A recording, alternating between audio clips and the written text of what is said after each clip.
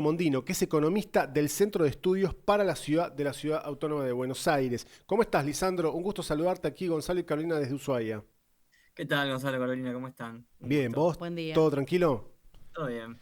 Lisandro, bueno, nunca hemos hablado contigo, así que antes que nada, hacerte la consulta en términos generales, que es cómo ves la situación general, por lo menos de este tránsito del 2026, del programa económico que viene implementando ya hace 2 años y medio el gobierno de Javier Milei. Yo creo que hay dos registros de problemas, ¿no? Que no se están solucionando y no se avecina que se vayan a solucionar.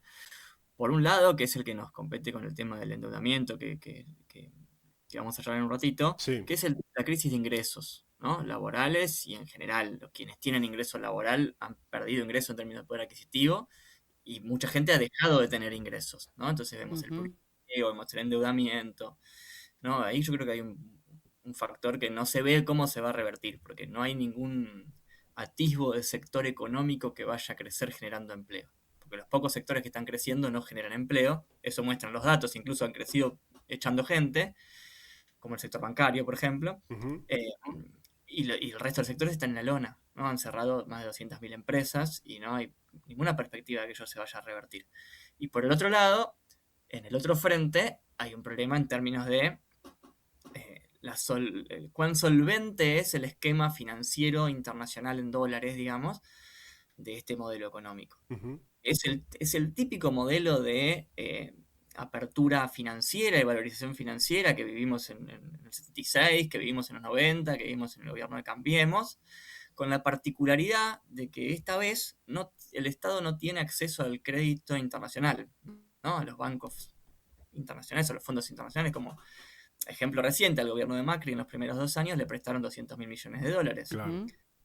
Bueno, en estos 2 años nos prestaron cero, ¿no? sí. Tuvimos ingreso de préstamos nuevos con el FMI, algunos organismos internacionales, y después quienes están tomando deuda en dólares son algunas provincias y las empresas que Ujú. emiten obligaciones negociables en dólares. Eh, y ese es el ingreso que ha habido de nueva deuda, no es del Estado Nacional en gran medida, sino de los provinciales o de las empresas. Entonces hay un horizonte muy nebuloso respecto a la posibilidad del gobierno, del Estado, de nuestro país, de hacer frente a los vencimientos de deuda acumulados que hay del 2027 en adelante, ¿no? Y creo que ese horizonte que no se termina de despejar es el que explica un poco mucho de los movimientos del gobierno buscando que los argentinos saquen sus dólares de los Claro. colchones, blanqueos y las inocencias fiscales y todas esas cosas, ¿no? O sea, Entonces, necesitan generar o que se metan más dólares en el sistema bancario argentino. No, ya, tal vez ya no tienen tanto margen con el prestamista de última instancia, aunque en plena elección, si corresponde, mi opinión es que si tiene que aparecer la guita va a aparecer. Pero es bueno, y los privados no la prestan, decís vos, es bueno que los argentinos la pongan a como dé lugar. sí, yo creo que eso depende mucho de cómo le vaya a Trump en las elecciones de noviembre. Claro. ¿Cuál es el peso que Trump puede tener en decirle al fondo o al propio Esa- Tesoro, che, dale guita a Javier? Exactamente. Claro. Bueno, Ya lo vimos el año pasado, no sé si lo veremos el año que viene. claro. Bueno, tal vez el gobierno está jugando también esa carta, ¿no? Lisandro, Hay mucha incertidumbre. toda incertidumbre. Sí. Sí. Bueno, antes de ir a lo del mapa de la deuda, si es incertidumbre y vos sos uno de estos que está jugando a la timba financiera con Argentina y el mercado, como le dicen, y las situaciones de incertidumbre, en plena elección, ¿qué tenemos que esperar entonces? Presiones sobre el tipo de cambio, que Claro, ya lo estamos viviendo. Digo, imagínate que estamos en una situación media compleja en un contexto de récord de exportaciones, Es verdad. ¿no? Ujú. Lo que pasó en estos años con Vaca Muerta, por las inversiones en el gasoducto y todas las que se vienen de los proyectos GNL, etcétera. Hay unas perspectivas de exportaciones, pero este año tuvimos un aumento extraordinario del precio de la energía que nosotros estamos exportando ahora por la guerra en Irán, que no estaba previsto y que dio holgura. Ingresaron más dólares por eso. claro, Ujú. Que en ese escenario de que nos sobran ingresos de dólares, tengamos problemas en el frente financiero en dólares y que nuestra economía esté para atrás, es mala praxis, ¿no? Es mala praxis a todo nivel. Piensen que el último momento en nuestra historia donde tuvimos un boom exportador por suba de precios de lo que exportábamos fue la soja. Ujú. a mediados de la primera década de los 2000. Y la economía crecía a tasas chinas, Sí, ¿no? Tuvimos crecimiento de 8, 9, 10% anuales con crecimiento de exportaciones récord todos los años. Estamos viviendo ese crecimiento de exportaciones récord en este año por lo menos, un poco del anterior también. Y la economía se hace de goma. O sea, eso es efectivamente que un gobierno que prioriza pagarle al FMI o que puedan girar utilidades las empresas multinacionales antes que subir las jubilaciones, claro. ¿no? Bueno, Eso es decisión de política. eso nos lleva, si se quiere, a que a veces hay economistas o funcionarios del gobierno que hablan de la macro como si fuera una cosa divorciada de la micro, obviamente que hay un vínculo directo. Ustedes vienen trabajando justamente con el Centro de Estudios para la Ciudad en Cava, junto con, creo que es una fundación, ¿no? La Friedrich Ebert, no sé cómo pronunciar esto, Stiftung. Sí, así Bueno, es. en un mapa de la deuda, pero a diferencia de tal vez cosas que se discutían no sé, me acuerdo de los años 2000 con la cuestión de la deuda externa, ¿no? En esto tiene que ver con el mapa de la deuda de lo que nosotros los argentinos estamos debiendo en términos de créditos, billeteras virtuales, bancos, tarjetas de crédito, etcétera. Y uno puede Eso. entrar por provincia para ver cómo andan esos porcentajes. Sí, lo que hicimos fue, después de lo charlamos, pero está todo muy relacionado, ¿no? Todo con todo, esa Claro, distinción macroeconómica no existe, es todo lo claro, mismo. claro. Este, lo que hicimos fue tomar los datos del Banco Central, ¿no? La central de deudores, donde el Banco Central tiene la base de datos de todas las personas que tienen alguna relación de endeudamiento con alguna entidad financiera, y geolocalizarlos, ¿no? A partir de los datos de código postal de individuales, hacer el esfuerzo que costó un poquito de trasladar eso a un mapa, con los mapas del Instituto Geográfico Nacional, que tienen a la Antártida dentro de Tierra del Fuego, que veo detrás tuyo al Irizar. Claro.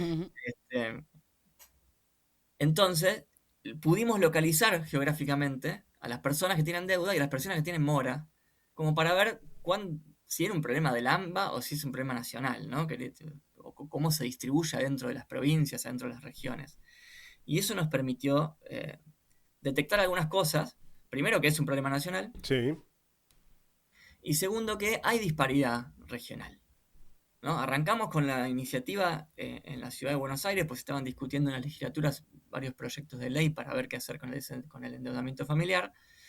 Y vimos que había una disparidad enorme entre el norte y el sur, ¿no? Barrios del norte de la ciudad con tasas de mora del 8% y barrios del sur con tasas de mora del 25-30%. Y ahí fue cuando dijimos, vamos a ampliarlo, y vimos Buenos Aires, que pasa algo muy similar, la mora es mucho más alta en el conurbano y en la costa que en el ajá. resto de la provincia. Santa Fe, donde la mora es más alta en Rosario y alrededores que en el resto de la provincia. Córdoba, que la mora es más alta en Córdoba capital y alrededores que en el resto de la provincia. Y eso se ve, ¿no? La Pampa es la provincia con menos mora. Y después las provincias que por ahí están en situaciones más difíciles, donde no hay agroindustria, por ejemplo, que por ahí está levantando un poco los ingresos de alguna población, la mora es altísima, como el noroeste o como la Patagonia. Santa Cruz es una de las provincias con más mora en términos de monto. Sí. Entonces, ahí yo creo que hay una asociación directa entre cómo se han desempeñado las actividades económicas en estos 2 años y los ingresos de la Claro. población. Y el porcentaje, yo lo tengo acá porque tenemos acceso al mapa, pero prefiero hablarlo contigo, ¿no? El porcentaje promedio a nivel nacional, efectivamente es lo que se viene hablando, de aproximadamente 17, 18 puntos.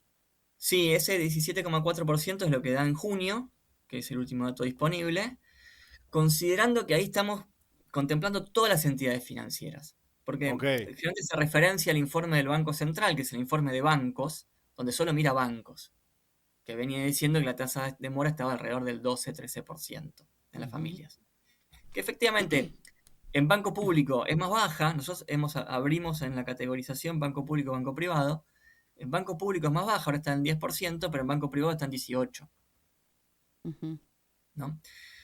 Pero si uno abre esas categorías, se encuentra otro tipo de cosas, digamos. Nosotros tenemos ahí la categoría neobanco, que es un poco una construcción propia, que son las aplicaciones, las sí, billeteras virtuales, que operan como banco porque operan con la plata de nosotros, de terceros, ¿no? Sí, sí, Gestionan el claro. dinero nuestro que uno deposita y lo invierten, hacen cosas con esa plata, dan préstamos y te ofrecen tarjeta de crédito. O sea, son bancos, solo que no hay un escritorio donde ir a hablar con nadie, claro, ¿no? Pero claro. son bancos. Ahora, Lisandro, ese Sí. 17,4%, ¿qué representa en términos de plata. Eso es monto. Eso es el total de la deuda que existe en junio en el sistema.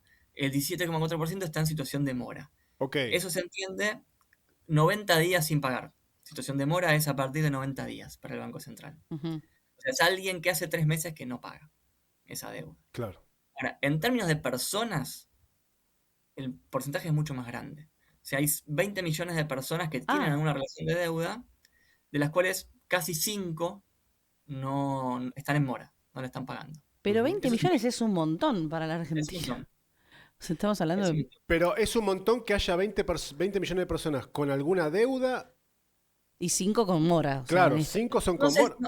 igual es un claro, montón. es un montón el 5 con mora, porque es el 25%. Claro. Es uno de cada 4 que tiene alguna deuda, no la está pagando. Claro, porque Eso es un el montón. gobierno suele tratar de esquivar un poco esta discusión, primero hablando de que son problemas de los privados y qué sé yo, pero además dice que haya gente con deuda es bueno, porque quiere decir que se están sacando créditos y qué sé yo, ¿no? Bueno, por eso pregunto.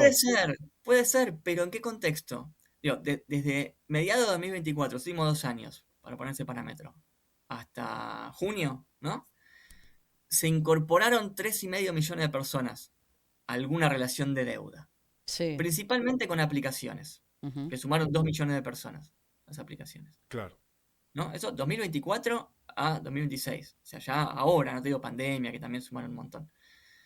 Em, si eso fuese positivo en términos de gente que está tomando créditos para emprender, para invertir, para comprar un auto, lo que Créditos fuere. nuevos, digamos. Créditos nuevos, yo te estoy hablando de toda gente, los créditos nuevos, ¿no? Sí. 3,5 millones de personas nuevas a tomar un crédito. Ajá.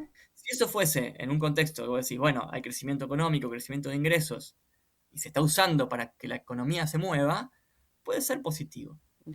Ahora, cuando vos tenés ese aumento de cantidad de gente que se endeuda y en paralelo uno de cada 4 que va cayendo en mora y que no la puede pagar, y cuando vos ves que ese crecimiento de la gente que se endeuda no es en el sistema bancario con préstamos grandes que podría uno asociar a algún emprendimiento, alguna inversión, alguna compra sí, de algún bien inmueble, etcétera, sino que son la tarjeta de crédito del supermercado, las cadenas de electrodomésticos que dan préstamos para comprar una licuadora, una heladera, o las aplicaciones que dan préstamos de 200.000, 300.000, 400.000 pesos promedio, ¿no? Cuando es eso y ves que es una alta tasa de mora la que hay en esos registros y en el contexto general del que estamos hablando, claro. claramente es algo que está asociado a la supervivencia, ¿no? A la informalidad laboral, a la precariedad laboral y a la necesidad de endeudarte para llegar a fin de mes. Claro. Ahora, Y eso no es positivo. claro, claro. Hablabas de promediando 20 millones de personas con deuda, 5 millones en mora. ¿Eso en guita a cuánto se traduce? Están los montos ahí, estamos hablando de 90 billones es el monto total de deuda, de los 90 cuales billones, billones con B, millones de Wow. millones, millones de millones. de los cuales Es un 15 montón. están en mora. 15 Sí, billones en mora.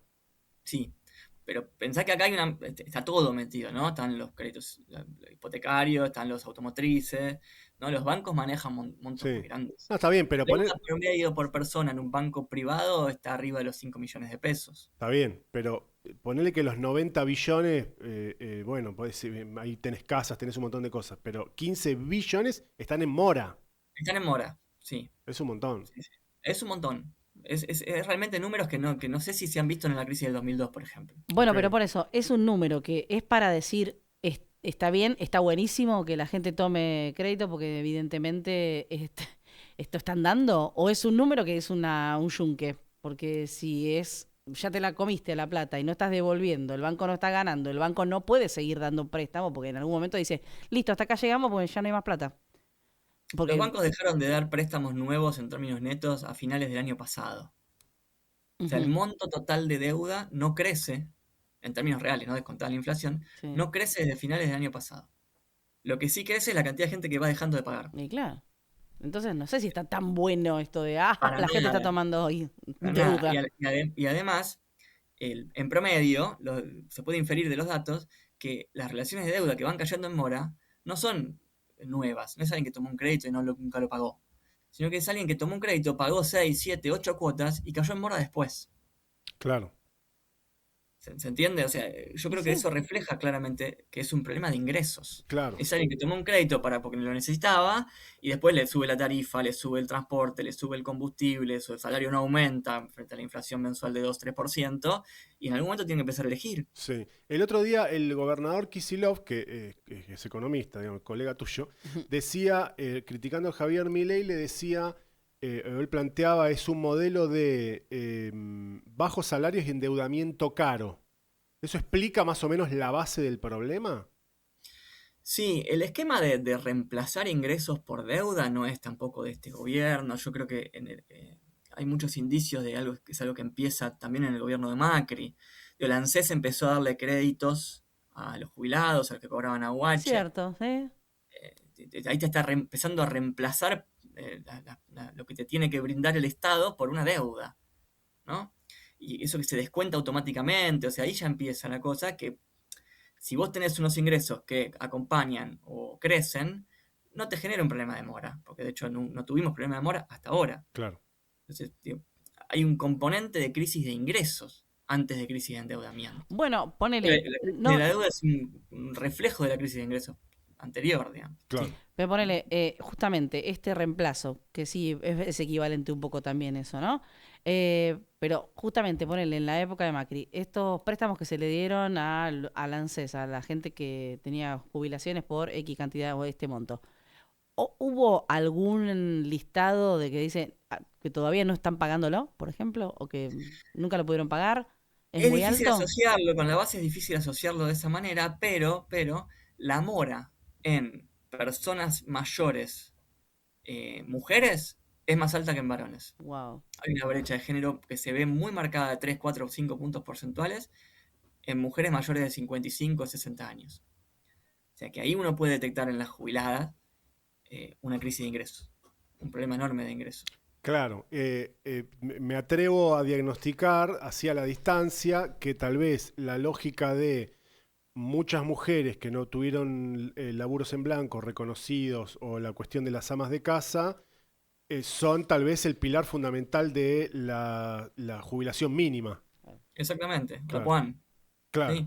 Que está estancadísima, que está en valores paupérrimos y que evidentemente han tenido que recurrir o a la tarjeta de supermercado o a los créditos de las empresas de electrodomésticos o lo que fuera, y están más en mora que los varones de esa misma edad, digamos, que Claro. probablemente tengan una jubilación un poco más alta. Lisandro, vos decías que es un problema de ingresos que arranca con Macri, que ya ANSES ahí daba préstamos y cosas por el estilo. Yo recuerdo uno de los tantos inconvenientes, pongámoslo así, que tuvieron el gobierno de Alberto Fernández, Alberto con Cristina, que era cuando Cristina alertaba que había que alinear salarios, jubilaciones y servicios, creo que decía, y Sí, que uno de los inconvenientes que se estaba presentando era que estaba empezando a haber trabajadores asalariados, digamos, con sí, derechos, por pobres. debajo de la línea de la pobreza.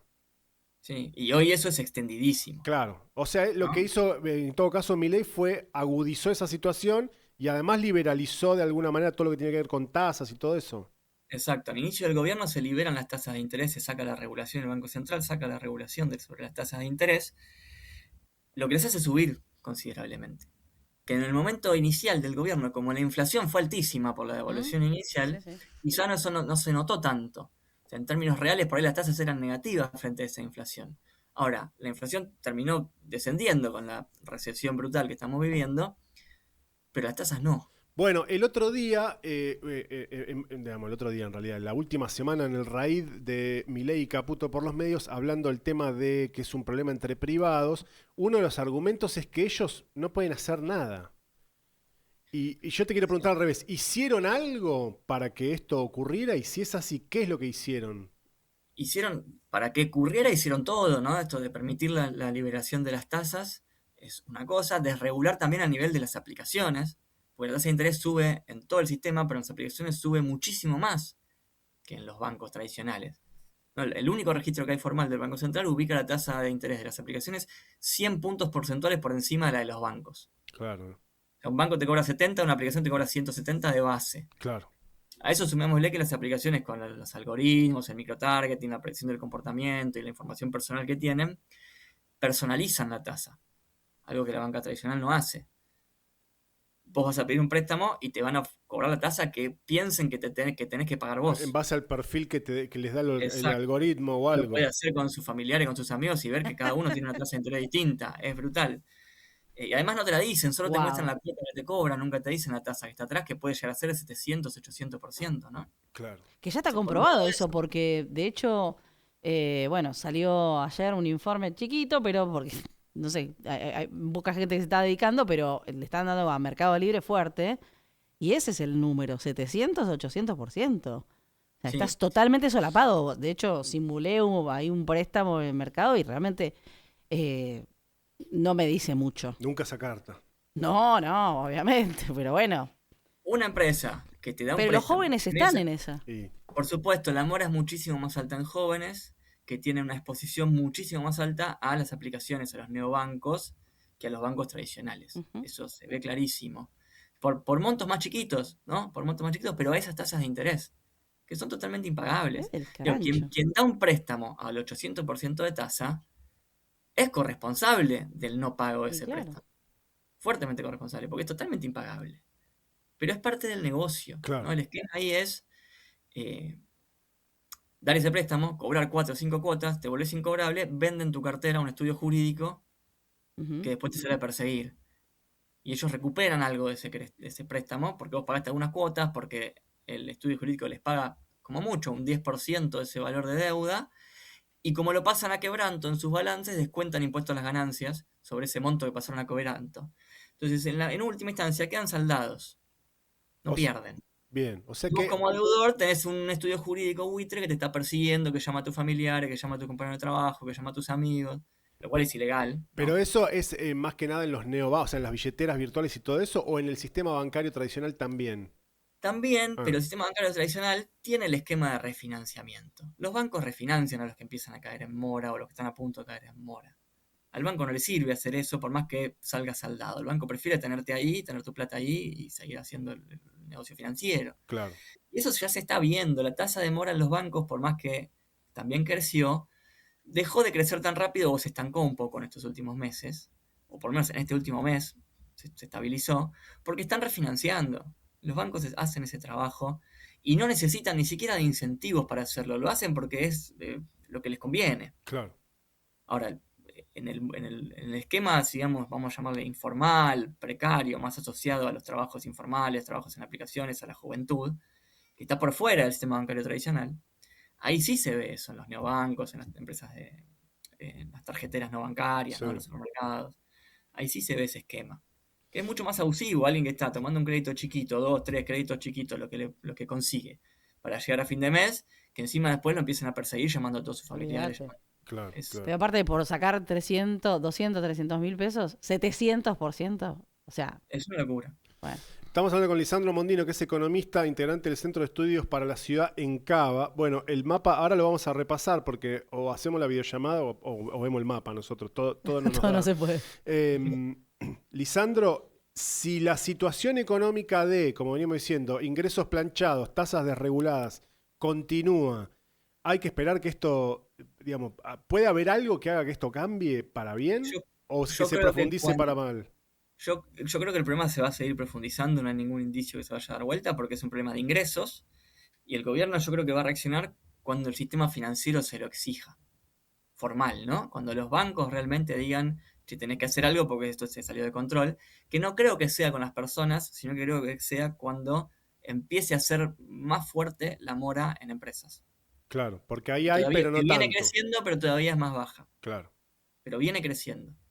Cuando se empieza a cortar la cadena de pagos y en consecuencia de mora en deuda en las pymes, en las empresas, que es algo que ya de a poco está pasando, ahí el sistema financiero va a exigir algo. Y ahí no le va a quedar otra al gobierno que reaccionar, porque siempre le espera hasta el último segundo, ¿no? claro. No quieren hacer nada hasta que no les queda opción. Pero yo no veo más que empeoramiento, porque no hay ninguna solución a la crisis de ingresos en el horizonte. Claro. Y es una situación que se podría resolver, voy a ponerlo entre comillas, fácilmente si se recompusieran los ingresos. Yo creo que si no hubiese habido un problema de ingresos, no habría un problema de mora, porque digo, tuvimos varias crisis económicas que no tuvieron estos problemas de mora. O tuvimos varios momentos en la historia donde el crédito creció y no tuvimos estos problemas de mora. Sin ir más lejos, el recuerdo que más cercano tenemos es los créditos UBA, ¿no? Que es Sí, como de los, que los de Macri, los los de originales de Macri, Macri. sí, que es Bueno, como... sí, cuando la inflación se desató, Claro. ujú. sí. Y así todo, o sea, inclusive hubo una respuesta del mismo gobierno, no en la locura, pero sí la hubo a posteriori y de alguna forma se fue como saneando. O sea, quiero decir eso, como que la mayoría de la gente que no hubo créditos durante mucho tiempo y de repente, bueno, salió esto, fue como un rescate para mucha gente también creyendo o pudiendo ver la posibilidad de tener su propia casa o un móvil. Y bueno, pudo acceder y después, bueno, la inflación hizo lo que tenía que hacer. Sí. Pero hubo forma de refinanciar, quiero decir, y que también se pudo bancar. Sí, porque aparte es un crédito que está formalizado en una entidad bancaria, que tiene una garantía de fondos, son situaciones bastante más arreglables que el escenario actual, que es muy asociado a la informalidad, ¿no? Claro.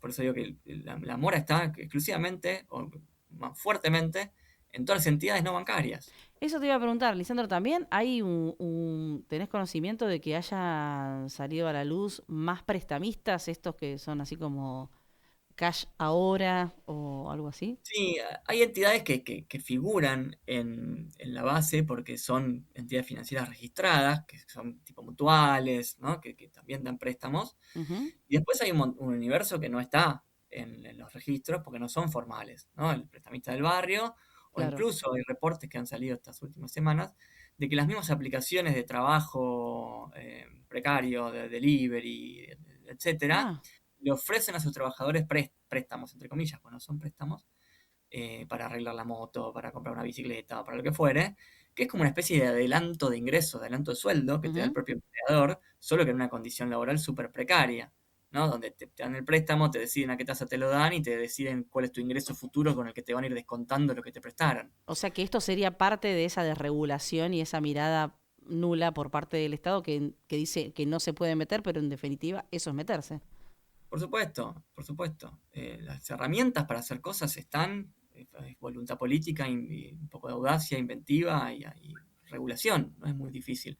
Hay países que lo hacen, no es que estamos inventando nada, ¿no? Digamos, es regular la tasa de interés, es regular el mercado secundario de deuda respecto a cómo se venden o a quién se venden, es poder intervenir ahí desde el Estado. Algunos de los proyectos de ley que está dando vueltas en el Congreso Nacional, que hay como 20 y pico de proyectos, proponen algunas cosas, otros no, otros buscan el refinanciamiento.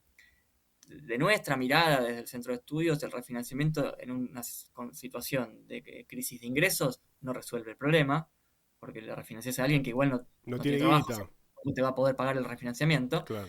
es más profundo. Pero hay iniciativas, hay algunas ideas en el Congreso dando vueltas de regular, de hacer, ¿no? De usar las capacidades del Banco Central como ente regulador para hacer cosas, de usar las capacidades del Estado como del Ejecutivo, digamos, que tiene herramientas para intentar, por lo menos, mejorarle la situación de vida a las familias que están en esa situación, Claro. ¿no? Porque no estamos hablando de que hay que darle un préstamo nuevo a alguien para que vaya y le pague a la aplicación el 800% de tasa de interés, ¿no? Eso no es solucionar el problema. Claro. Digo, quien presta en esas condiciones se tiene que hacer cargo que dio un préstamo con un altísimo riesgo, por eso le puso esa tasa de interés. Es decir, si va incobrable, eso lo lamento, es el riesgo que corriste al dar ese préstamo. Ahora, al que no hay que dejar en esa situación de hostigamiento y de ahogo es a la persona que no tuvo opción a tomar ese préstamo. Claro, claro. Vengamos que no es tener que endeudarte para llegar a fin de mes o para comprar comida en el supermercado y después no poder pagarlo, no es una decisión de vida alegre. Sí. No, no sé qué está diciendo, hago esto porque me encanta y estoy contento que decido esto de mi vida. No, claramente es una última opción. Sí. Bueno, hace falta aplicar una filosofía distinta a la que se viene aplicando hasta ahora, ¿no? Claramente. Y sí. Lisandro, gracias por tu tiempo, muy claro todo, muchas gracias. No, por favor, gracias a ustedes. Y bueno, el mapa está ahí disponible, Ya mapa de mismo la nos vamos a poner a deuda.ar. repasar. Sobre todo Y lo, queremos para nuestra audiencia mostrar lo que está pasando en Tierra del Fuego. sí, por supuesto que tenemos ahí la apertura por departamentos, Sí, incluso la Antártida, a los pocos compañeros que están radicados ahí de forma medio permanente, que están registrados con su código postal ahí, claro. figuran en la base. Así que lo iremos Claro. actualizando mes a mes. Bueno, estaremos muy atentos seguramente. Muchas gracias. Por favor, gracias a Que estés ustedes. muy bien. Hasta luego.